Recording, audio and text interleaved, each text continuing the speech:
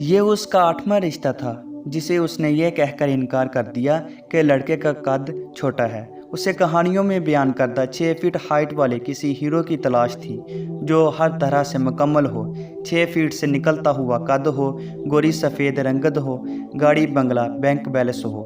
وہ لڑکا جو اسے کسی ناول کی ہیروئن کی طرح پلکوں پر بٹھا کر رکھے، جو وقتاً فوقتاً اس سے اظہار محبت کرے، آس پاس دوڑتی ہوئی نوکرانیوں کی فوج ہو اور کبھی نہ ختم ہونے والے پیسوں کی ریل بیل۔ بس یہی چند شرائط تھی اس کی جو اس نے والدین کے سامنے واضح کر رکھی تھی۔ اس نے کہا کہ اس کے علاوہ وہ کسی کے ساتھ شادی کا تصور بھی نہیں کر سکتی۔ جب کہانیوں میں مظلوم غریب ہیروئن کو اس کے سپنوں کا منچاہا شہزادہ مل سکتا ہے تو حقیقی زندگی میں ایسا کیوں کر ممکن نہیں؟ متوسط طبقے سے تعلق رکھنے والے اس کے بوڑھے والدین اس کی شرائط کی لمبی سی فہرست سن کر دم بخود رہ گئے۔ یہ کہانی آج کے دور کے ہر دوسری تیسری لڑکی کی ہے جس نے کہانیوں کے ہیرو اور ڈراموں میں نظر آنے والے شوہر اداکاروں کو خوابوں میں بسا رکھا ہے۔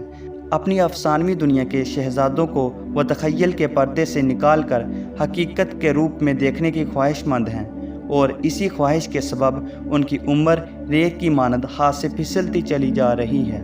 آئیڈیالزم کا شکار یہ لڑکیاں افسانوی دنیا کی باسی ہیں جنہیں شادی کے بعد وہی مکمل زندگی چاہیے کہ شوہر انہیں دنیا بھر کی سیر کروائے، شوہر کو اینیورسری، سالگرہ اور ہر خاص تہوار ازبر یاد ہو، نہ صرف یاد ہو بلکہ تاریخ ماں سیاق و سباق کے یاد رکھیں، بلکہ انہیں سرپرائز دے کر حیران بھی رکھیں۔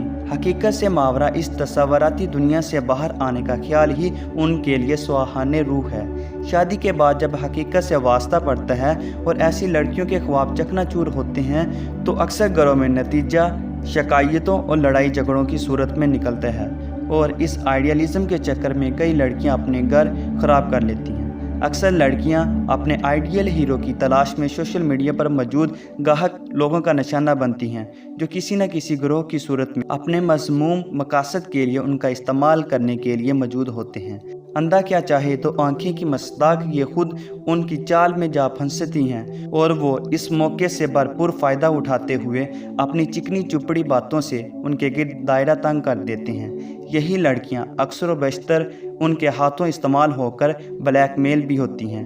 جب یہی آئیڈیالزم کا بت ٹوٹتا ہے تو نتیجہ بدنامی، خودکشی یا زندگی بھر کے رعب کی صورت میں نکلتا ہے۔ سوشل میڈیا پر موجود ہر شخص برا یا کسی مذموم مقاصد کے لیے موجود نہیں ہے، لیکن احتیاط ضروری ہے۔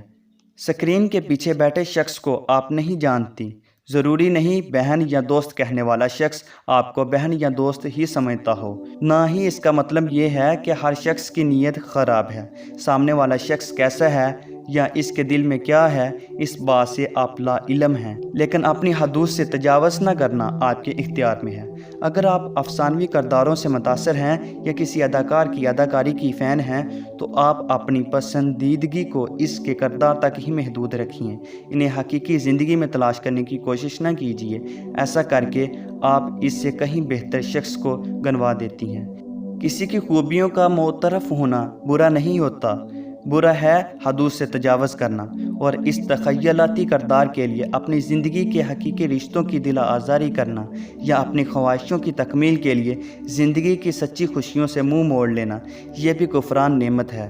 یاد رکھیے، زندگی اس تصوراتی و تخیلاتی دنیا سے بے حد مختلف ہے اور تلخ ہے جو ناولوں میں اور ڈراموں میں دکھائی جاتی ہے۔